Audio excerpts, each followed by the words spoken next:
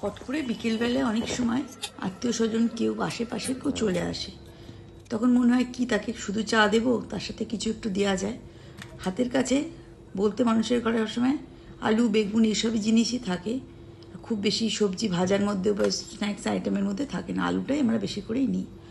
যদি আলুগুলো যদি একটু ভালো হয়, টাটকা ধরনের হয়, তবে কিন্তু এই স্ন্যাক্সটা বানিয়ে নিতে পারেন। অবশ্যই এখন যে আলুগুলো বাজারে আসছে সব খুব ভালো আলুগুলো কিন্তু খুব টাটকা হতে হবে। তবে সে আলুগুলোকে ভালো করে চাকা চাকা করে নরম করে কেটে নেবে।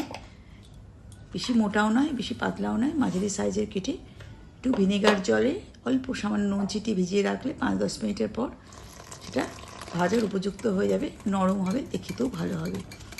বেসনের মধ্যে আমি এখানে কালো জিরে, জোয়ান, চাট মশলা, হিং, একটুকুনি আমচুর মশলা, বিট লবণ, এবার সাদা লবণ সব মিশিয়ে সঙ্গে ধনেপাতা কাঁচা লঙ্কা দিয়ে ভালোভাবে মিশ্রণটাকে গুলে নিলাম।